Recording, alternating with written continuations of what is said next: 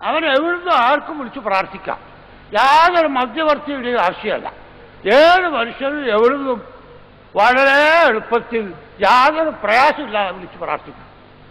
ഇപ്പോൾ സാധാരണ ഒരാൾക്ക് പെട്ടെന്ന് ബുദ്ധിമുട്ട് വന്നാൽ ഇംഗ്ലീഷുകാരനാണെങ്കിൽ ഹോ ഗോഡ്, നമ്മൾ മലയാളി ഓ ദൈവേ. ഈ പറയുന്നത് ആരെയാ ഉദ്ദേശം? എല്ലാ മനുഷ്യരും ഉദ്ദേശിക്കുന്നത് സൃഷ്ടാവായ ദൈവത്തെയാണ്. അവരെ മാത്രമേ ആരാധിക്കാവൂ, അവരോട് മാത്രമേ പ്രാർത്ഥിക്കാവൂ. ഇത് മനുഷ്യ പ്രകൃതിയാണ്. എന്നിട്ടും മനുഷ്യരിൽ ഭൂരിപക്ഷം അതല്ലാത്തവരെ ആരാധിക്കാൻ പോകാനുള്ള കാരണം എന്താ? അത് ഖുർആൻ നമുക്ക് പഠിപ്പിച്ചു തരുന്നൊരു കാര്യമാണ്. ഇന്ന ശൈത്താനക്കും അതും ഫസ്തഹുവൻ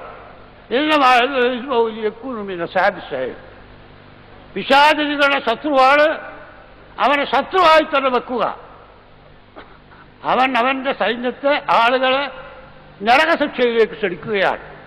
ഇതാണ് പിശാച് മനുഷ്യ മനസ്സിൽ അല്ലാഹുവല്ലാത്തവരെ ആരാധിക്കുന്നതിനെ നല്ല കാര്യമായി തോന്നിപ്പിക്കുന്നു.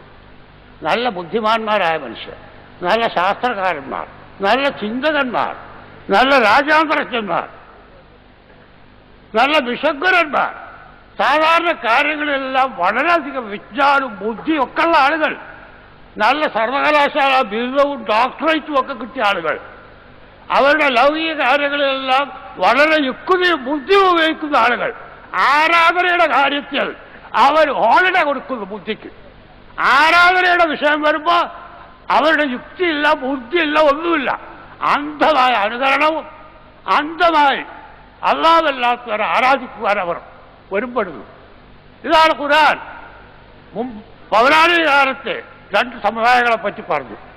ആദമോ സമൂഹ് وطوير لكم من مساكنه وزين لهم الشيطان أعمالهم فصدهم عن سبيله وكانوا مستبصرين. ആദ് സമൂദ് വർഗ്ഗക്കാർ അവരുടെ വാസസ്ഥലങ്ങളുടെ അവശിഷ്ടങ്ങളിൽ നിങ്ങൾക്ക് അവരെ മനസ്സിലാവും. അവർക്ക് പിശാച് അവരുടെ പ്രവർത്തനങ്ങൾ നല്ലതായിട്ട് മനസ്സിൽ തോന്നിപ്പിച്ചു. അങ്ങനെ അള്ളാഹുവിന്റെ മാർഗത്തിൽ നിന്ന് അവരെ പേപ്പിച്ചു കാണും. വക്കാനോ മുസ്തബ്സിരി, അവർ ചില്ലറക്കാരായിരുന്നില്ല, അവർ നല്ല കാഴ്ചയും ബുദ്ധിയുള്ള ആളുകളായിരുന്നു.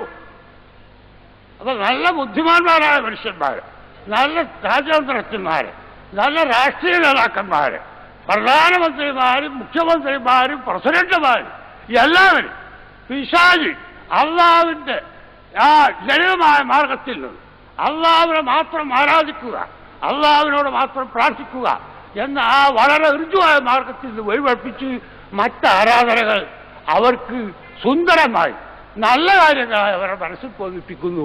ഇതാണ് മനുഷ്യരിൽ വളരെയധികം ആളുകൾ പിഴക്കാൻ കാരണം.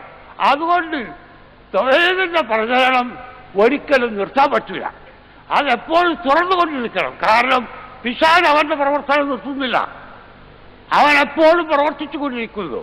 മനുഷ്യർക്ക് അല്ലാഹുവല്ലാത്തവരെ ആരാധിക്കുന്ന കാര്യം നല്ല കാര്യമാണെന്ന്, അതുകൊണ്ട് ഗുണമുണ്ട്, മനഃശാന്തിയുണ്ട്, മഹത്തായ ഒരു കാര്യമാണ് എന്ന് അവരുടെ മനസ്സിൽ തോന്നിപ്പിച്ചുകൊണ്ട് പിശാച് പ്രവർത്തിക്കുന്നു. അതിൻ്റെ എതിരായി തൗഹീദിന്റെ പ്രവാചകന്മാരായ നമ്മൾ പ്രവാചകന്മാരുടെ ആ മാർഗം സ്വീകരിച്ചുകൊണ്ട് ലാ ഇലാഹ ഇല്ലല്ലാഹ് എന്ന കൈവത്ത് തൗഹീദിന്റെ പ്രചരണം നടത്തേണ്ടതുണ്ട്.